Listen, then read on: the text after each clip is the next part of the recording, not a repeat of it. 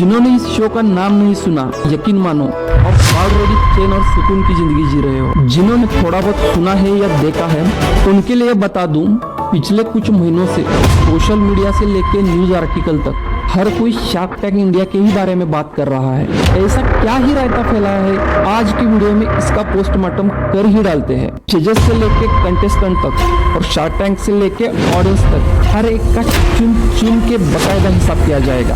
और सिर्फ हवा में बातें नहीं होगी, फैक्ट्स और फिगर के साथ बात करेंगे।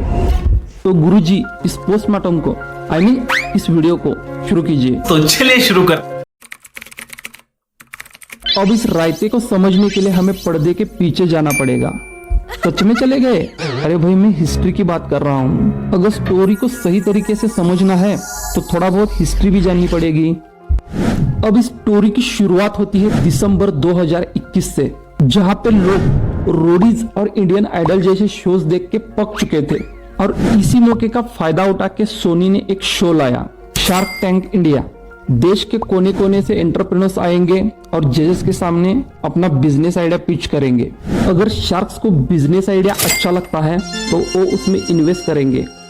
उसके बाद अगर बिजनेस ग्रो करता है तो दोनों भी मोटा पैसा कमाएंगे। ऐसा ही कुछ शो का कंसेप्ट था।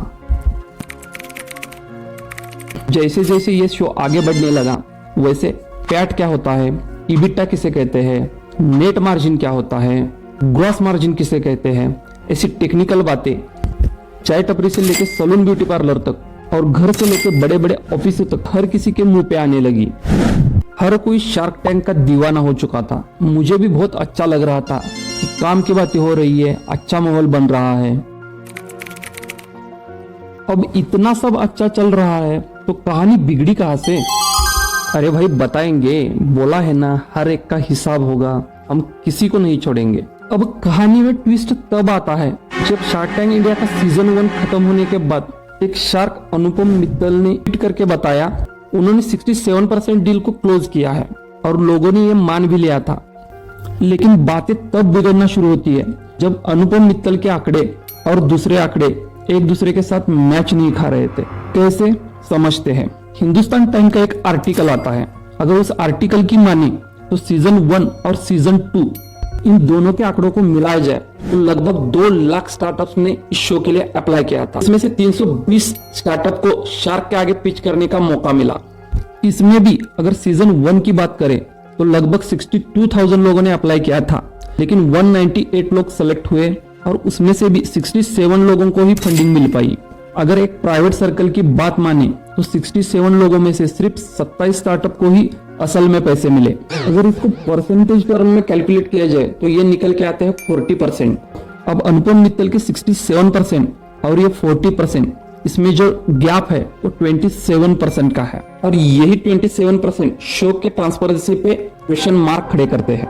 यही से लोगों की नाराजगी शुरू होती है। अगर सीजन 2 के आंकड़ों की बात करें तो लगभग 166 कंपनी ने पिच किया, जिनमें से 116 यानी 116 कंपनी को डील मिल पाई। इसके लिए शार्क्स ने लगभग 81.16 करोड़ रुपए इन्वेस्टमेंट किए हैं। फिर भी अगर आप शार्क्स को गलत ठहरा रहे हो तो थोड़ा सा रुको, क्योंकि अब तक हमने सिर्फ स्टार्टअप के नजरों से शार्क्स को देखा है। अब शार्क्स के नजरों से स्टार्टअप को देखते हैं। देखो, कुछ स्टार्टअप ओनर का कहना है कि शार्क्स उनका कॉल नहीं उठाते, उनको इग्नोर करते हैं, टाइम पे पैसे नहीं देते। लेकिन कुछ स्टार्टअप ऐसे भी है जो शार्क टैंक पे आने के बाद बहुत ही सक्सेसफुल रहे। उनकी लिस्ट में यहाँ पे देता हूँ, चाहे तो वीडियो को पॉज करके आप देख सकते हो। और दूसरी बात ये भी है, जब शार्क्स के सामने स्टार्टअप पिच करने आते हैं, शार्क्स इंप्रेस होकर उनमें इन्वेस्ट भी कर देते हैं। लेकिन जब ग्राउंड रियलिटी चेक करने के लिए शार्क्स वहां पे जाते हैं और उन्हें कुछ अलग वहां पे नजर आता है तो ऑब्वियसली वो स्टेप बैक करेंगे ही करेंगे, क्योंकि कोई भी हो अपना पैसा फिजूल में वेस्ट नहीं करना चाहेगा। सेम बातें स्टार्टअप ओनर को भी लागू होती है। समझो, स्टार्टअप ओनर ने कम पैसों में कुछ ज्यादा इक्विटी डाइल्यूट कर ली और इसका रियलाइजेशन उन्हें शो के बाद पता चला। और ऐसे केसेस में बिजनेसेस खुद स्टेप बैक कर सकते हैं। यहाँ पे ऑडियंस को मैं एक बात बताना चाहता हूँ, देखो ये एक बिजनेस है, यहाँ पे कोई भी अपने पैरों पे खुद ही कुल्हाड़ी नहीं मारना चाहता। अगर शार्क्स को लगता है कि बिजनेस में सच में पोटेंशियल है तो आउट ऑफ द वे जाके भी इन्वेस्टमेंट करेगा। और सेम बिजनेस उसको लगता है कि अगर शार्क के आने से उनके बिजनेसेस को फायदा होता है तो वो भी पीछे नहीं हटेगा। और रही बात शार्क टैंक शो की, तो ऑडियंस को बताना चाहूंगा कि ये एक टीवी शो है, इसको टीवी शो की तरह ही लो, ज्यादा अंदर झांकने से कोई फायदा नहीं है। सारे फैक्ट्स और फिगर को हमने आपके सामने रख दिया है, अब आप ही डिसाइड करो कौन सही कौन गलत। तो ऐसी